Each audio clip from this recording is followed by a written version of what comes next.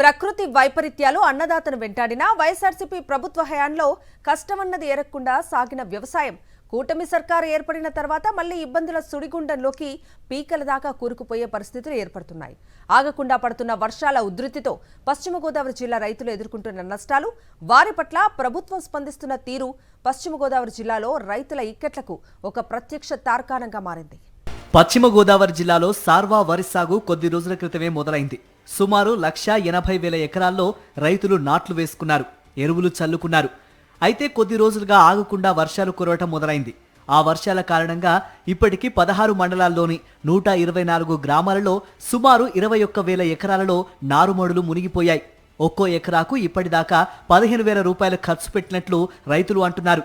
అప్పో సొప్పో తెచ్చుకున్న సొమ్ము కళ్ల ముందే నీటిపారు కావటం చూసి దిక్కులేని స్థితిలో పడిపోయారు. అప్పుడు అలాగే 5 రోజులు అండి, అలాగే 5 రోజులు అండి నీళ్ళ ఉందండి. బాగా ఫుల్ బాగా టెంపర్ నీరు ఈ సంవత్సరం అండి, బాగా మంత వర్షం. అంతకుముందు ఆగమలేదు ఏమి లేదండి, బాగానే సాగిపోయినాయి. ఊళ్ళో అన్నీ ఒక 20 రోజులు తెగిపోయింది. అయితే ఇప్పుడు ఈ ముసిరి తప్పేసింది, గట్టి కొట్టింది బాగా. కొడతలో 4 గంటలైనా దిగపోసింది. ఇలా తమ పొలాలు మునిగిపోవడానికి డ్రైన్లలో సరిగ్గా పూడిక తీయకపోవడం ఒక కారణమైతే, కాలువల్లో పెరిగిపోయిన గుర్రపు డెక్కను తొలగించకపోవడంతో నీరు ఎగదన్ని తమ పొలాల్లోకి దూకిందంటూ అన్నదాతలు వాపోతున్నారు. చెత్త మాత్రం మందు కొట్టకపోతాం. ఇదిగోండి బ్రిడ్జి కూడా చెత్త అండి. ఆల్రెడీ 5 బ్రిడ్జీలు ఉన్నాయండి, ఆ బ్రిడ్జీలు అట్టేసుకున్నాయండి, ఎవరూ పట్టించుకుంటున్నారు. అలాగే వద్దుబారు గుమ్ములూరు మొత్తం పెనుగొండ కానించి అన్నీ మునిగిపోయినాయండి కట్టిపల్లి దాకా. తాడేపల్లిగూడెం నియోజకవర్గ కేంద్రంతో పాటు అత్తిలి, పెనుమంట్ర, ఆచంట, పెనుగొండ, పోడూరు, తణుకు తదితర ప్రాంతాలలో ముంపు సమస్య చాలా ఎక్కువగా ఉంది. వేలాది మంది రైతులు సాగు కోసం పెట్టిన పెట్టుబడిని పోగొట్టుకునే పరిస్థితి తలెత్తింది. వీరందరికీ ప్రభుత్వం న్యాయం చేయాలని గ్రామస్తులు వేడుకుంటున్నారు. ఈ ఏరియా అంతా కూడా మరి మొత్తం ఫ్లడ్ వచ్చి ఎక్కడా కూడా ఇదంతా మనకి ఒక సముద్రంలాగా కనపడడం జరిగింది. కాబట్టి మరి వెంటనే ప్రభుత్వం మరి దీన్ని స్పందించి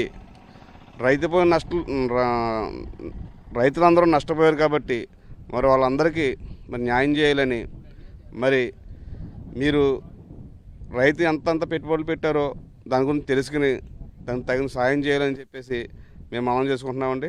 వర్షాలతో అన్నదాతలకు ఎదురైన కష్టం గురించి విన్న వైఎస్ఆర్సీపీ సీనియర్ నేత, మాజీ డిప్యూటీ సీఎం కొట్టు సత్యనారాయణ ముంపు బాధిత పొలాలను పరిశీలించారు. వర్షాకాలం ప్రారంభానికి ముందే డ్రైన్లను పరిశీలించి గుర్రపు డెక్కతో పాటు చెత్తా చెదారాన్ని క్లీన్ చేయాల్సిన అధికారులు ఏం చేస్తున్నారంటూ ఆయన ప్రశ్నించారు. ఇవాళ మునిగిపోయిన పొలాలు చూడడానికి వచ్చి మీకు ఇన్పుట్ సబ్సిడీ ఇస్తాంలే అని కంటి తుడుపు చర్యలు మాట్లాడుతా ఉన్నారు.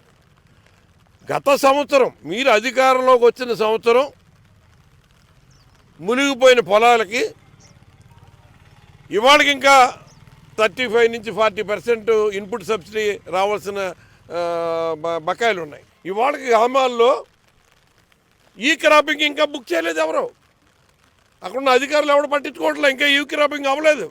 అన్నదాత సుఖీభవ పథకం అమలు సరిగ్గా లేదు. ఎరువులు, విత్తనాల లభ్యతలో స్పష్టత లేదు. అటు సాగునీటి కాలువలు, ఇటు మురుగునీటి డ్రైన్లు బాగు చేయించే తీరికే లేదు. వీటన్నిటితో పాటు క్రాప్ ఇన్సూరెన్స్ చేసే దిక్కే లేదు. మీటింగుల మీద మీటింగులు పెట్టి రైతు సంక్షేమం విషయంలో నాదీ భరోసా అంటూ స్పీచ్ల మీద స్పీచ్లిచ్చే చంద్రబాబు సాగు ఆరంభంలోనే పెద్ద కష్టంలో ఇరుక్కున్న పశ్చిమ గోదావరి జిల్లా రైతులను ఎలా ఆదుకుంటాడు అన్నదే ఇప్పుడు ప్రశ్నార్థకంగా మారింది.